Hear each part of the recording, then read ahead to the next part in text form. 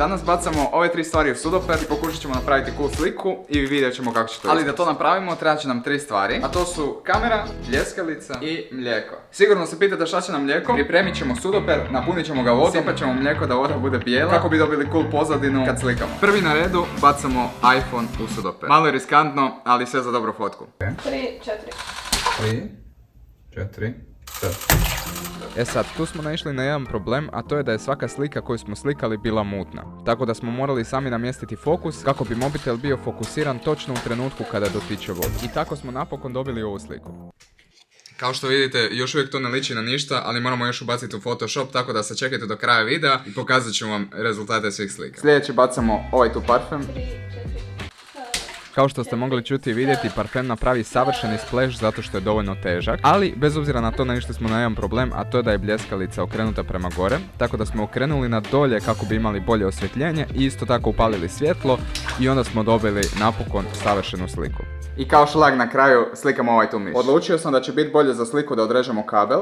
I sad take it easy, znam da će neko reći mogu si ga maknuti u Photoshopu, ali miš je već bio pokvaren i zbog toga što smo ga bacili u sudoper bilo je puno lakše da samo odrežem kabel jer onda mogu dobiti bolji šag. I onda je uslijedilo ono najgore, a to je čišćenje kuhinje jer smo sve isprskali. Znate da je pokvareno mlijeko kad ima ove komadiće, ali samo da ste vidjeli koji su komadi još bili.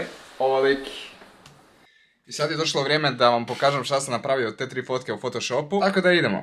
Znači prvo sam uzeo i posvjetlio sam pozadinu oko mobitela i zatim sam odlučio ju počistiti. Kao što vidite ne bi bilo fora da se vidi sudoper, tako da sam počistio svu pozadinu okolo. Zatim sam odlučio počistiti sve što se nalazi na mobitelu tako da ne odvlači pažnju, znači sve ove sitne kapljice, sve ove mrvice. Nakon toga sam odlučio počistiti i ovu jabuku zato što je imala čudan ocija i nije izgledala lijepo, tako da smo očistili to. Zatim sam očistio isto tako i rubove mobitela da izgleda ljepše i nakon toga sam još malo počistio mobitel. Kao što vidite maknuli smo sve ove sitne prljave detalje i zatim sam još malo posvjetlio pozadinu okolo i ovako je ispala slika. Kao što vidite slika nije ispala ništa posebno, ali zato sam otišao, našao sam drugu sliku i doslovno sam napravio istu stvar kao na prvoj slici i rezultat je bio puno bolji zbog toga što se na prvoj slici jako odsijavала bljeskalica. Kao što vidite površina ovog mobitela se dosta presijava, tako da je bilo dosta teško iz ovu slika, pogotovo sa bljeskalicom. Tako da sam na kraju dobio ovakvu sliku i poprilično sam zadovoljan. Sada neću vam detaljno objašnjavati šta sam radio na svim ostalim slikama, zato što sam praktički radio uvijek istu stvar. Čistio bi neke sitnice na predmetu kako bi ljepše izgledalo i onda bi dobili sliku. Tako da je došao trenutak da ocijenim slike, pokazat ću vam kako su ispale i vi zajedno sa mnom ćete ocjenjivati u komentarima. Znači prvo imamo ovu sliku iPhonea, po meni najlošija koju smo napravili, čisto iz razloga zbog tog odbljeska. Kao što vidite nije savršena onako čista pozadina iPhonea, ali sve u svemu slika dobro ispala,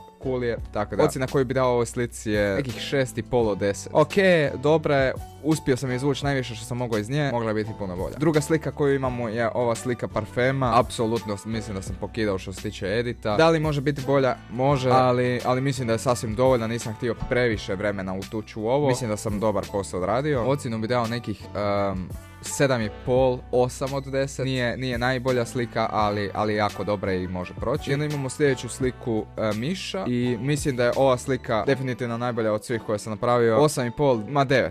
Laganih 9 od 10 za ovu sliku. Super je ispala, super edit. Evo, pišite mi video u komentaru koje su vaše ocjene i thanks for watching. Ali ne brinite se, mlijeko je pokvareno, tako da